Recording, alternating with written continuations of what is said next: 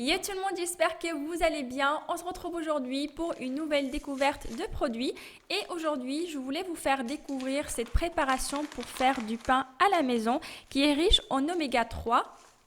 Dans les ingrédients, on a de la farine d'épeautre à 73%, des graines de chia à 12,5%, il y a de la farine complète d'épeautre, de la levure boulangère, du sel, du levain d'épeautre, de la farine et de la farine de seigle.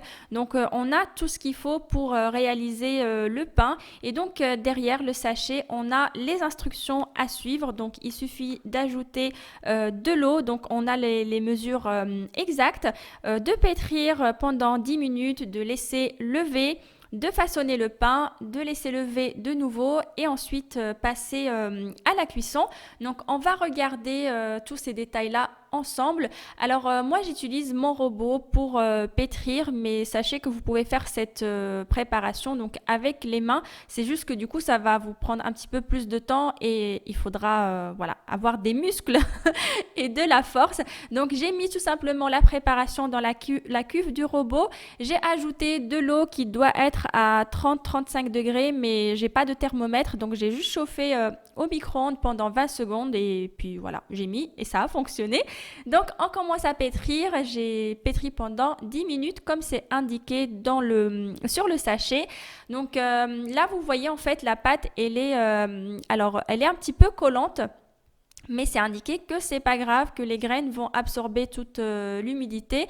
Mais vous voyez, elle est collante, mais ça va, c'est pas non plus. On arrive quand même à la toucher. Enfin, c'est pas dramatique. Donc j'enlève la cuve du robot et en fait je vais laisser lever dans la cuve. Je vais juste couvrir donc soit avec un film alimentaire, soit là j'ai utilisé mes couvercles en silicone. J'ai mis un petit torchon et j'ai laissé lever donc environ 2 heures parce qu'en ce moment il fait un petit peu froid. Donc vous avez vu, ça a doublé de volume. Là je viens dégazer donc la pâte à l'aide de cette spatule, mais vous pouvez le faire avec la main. Et ensuite là je farine mon plan de travail. Je mets la pâte. Et donc n'hésitez pas à y aller, il faut mettre pas mal de farine et on va commencer à la façonner. Donc pour commencer en fait, juste vous rabattez en fait les extrémités, vous les ramenez au centre petit à petit. N'hésitez pas à ajouter un petit peu de farine si vous trouvez que ça colle trop. Mais après, sans trop pétrir, le but c'est juste de façonner une belle boule. Et donc bon, moi là je fais, c'est vraiment au feeling, j'ai pas de formation ni quoi que ce soit. J'ai fait vraiment au feeling, j'ai ramené au centre et ensuite retourner donc votre boule de pâte et on va commencer à tourner et en ramenant en fait toujours vers le centre et vers le bas comme vous êtes en train de le voir. J'ai beaucoup aimé cette partie-là parce que du coup la pâte elle ne collait plus et c'était très agréable au toucher. J'aime bien, en fait j'aime bien faire ça et j'ai découvert cette technique-là quand j'ai participé à la fête du pain. Donc on avait le pâton déjà prêt, il fallait juste tourner comme ça et j'ai beaucoup aimé ça. Et donc après en fait je mets directement mon pâton dans un plat. En fait c'est un plat à cake.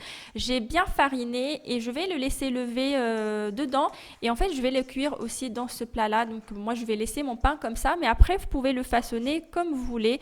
C'est à vous de voir. Donc je le couvre une deuxième fois et je le laisse pousser. Et là pour cette deuxième poussée, je l'ai laissé environ 1 heure et demie. Et donc là, vous voyez, ça a doublé de volume, ça a presque rempli tout le moule. Donc là, on n'a plus rien à faire. Juste là, je trace une croix. Alors mon petit truc là pour couper, il coupait pas très bien, donc j'ai dû me reprendre à plusieurs fois, mais bon, c'est pas grave. Faites ça avec un couteau ou même avec une fourchette. Moi, j'ai fait comme ça parce que ma grand-mère, elle faisait toujours ça sur ses pains et du coup, j'ai voulu faire comme elle. Et après, donc, on va cuire le pain dans un four préchauffé à 210 degrés pendant 10 minutes et ensuite, on va baisser à 180 degrés et on va laisser cuire le le pain pour donc 20 minutes. Donc en tout, ça nous fait 40 minutes. Et à la sortie du four, franchement, j'étais impressionnée et j'étais trop contente. Vous entendez ce bruit? Ça sonne creux et ça veut dire qu'on a réussi le pain apparemment. En tout cas, j'étais vraiment trop fière du résultat. Bon, mon couteau m'a gâché mon plaisir parce que l'extrémité, elle était un petit peu tordue, du coup, ça coupait pas super bien. Mais franchement, le pain se coupe super bien. On a une très belle croûte et elle est juste superbe. Et l'odeur, j'ai kiffé. Franchement, ça sentait hyper bon chez moi et j'adore l'odeur du pain de toute façon. J'adore ça. Et franchement, là, je suis en adoration devant mon pain. J'étais trop fière. Et là, regardez. Oui, oui. C'est trop agréable à faire.